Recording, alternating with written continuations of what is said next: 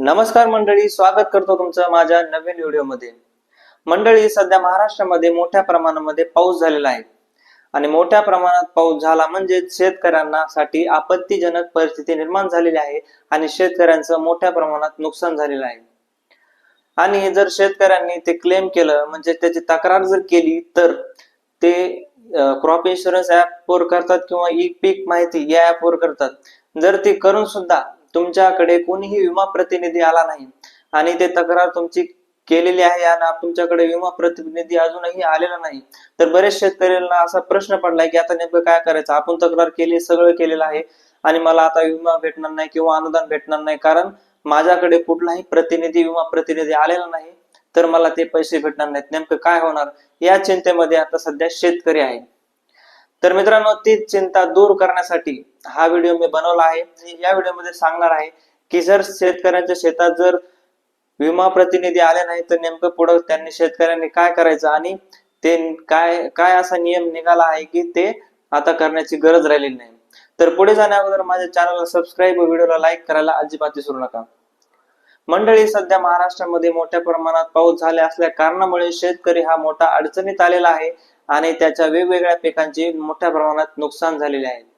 मग नुकसान झाले त्यांना शासनाकडून माहिती जशी मिळाली तशा माहितीप्रमाणे क्रॉप इन्शुरन्स ऍप वर ते आपला नुकसानीचा क्लेम करतात आणि क्लेम केल्यानंतर दरवर्षीप्रमाणे वाट पाहतात की आता हे विमा प्रतिनिधी आपल्या शेतात येईल आणि तो आपला क्रॉप इन्शुरन्सचा क्लेम पुढे पाठवेल किंवा पीक विमा कंपनीकडे पाठवेल किंवा सरकारकडे पाठवेल। तर तो सध्या आता काही शेतकऱ्यांच्या अडचणी अशा आलेल्या आहेत की क्रॉप इन्शुरन्स ऍप वर क्लेम तर केलेले आहे, तक्रार तर केलेली आहे, परंतु विमा प्रतिनिधी सध्या ते येत नाही आहेत। तर नेमकं त्या शेतकऱ्यांनी काय करायचं? तर मंडळी, केंद्र शासनाचा एक नियम सध्या निघालेला आहे। तो नियम असा आहे की ज्या शेतकऱ्याचे म्हणजे ज्या भागामध्ये शेतकऱ्याचे मोठ्या प्रमाणात नुकसान झाले आहे, एका विमा मंडळामधून जर 25% वरती जर तक्रारी आल्या तर त्या विमा मंडळामधील सर्वच लोकांना 25% इतकी नुकसान भरपाई दिली जाणार आहे। असा एक नियम या वर्षीपासून केंद्र शासनाकडून निघालेला आहे आणि या नियमामुळे भरपूर शेतकऱ्यांना फायदा होऊ शकतो आणि सगळ्यात जास्त शेतकऱ्यांना हा नुकसान होऊ शकतं। कारण ज्या शेतकऱ्यांचं भरपूर नुकसान झालेलं आहे, सगळी खरडपट्टी त्याच्या शेतातून सगळंच होऊन गेलेलं आहे, सोयाबीन असं म्हणजे बघायला सुद्धा उरलेलं नाही, सगळं काही काढलं तर काळं निघल किंवा ते वाहून गेलेलं आहे, अशा शेतकऱ्यांचं भरपूर मोठ्या प्रमाणात नुकसान झालेलं आहे।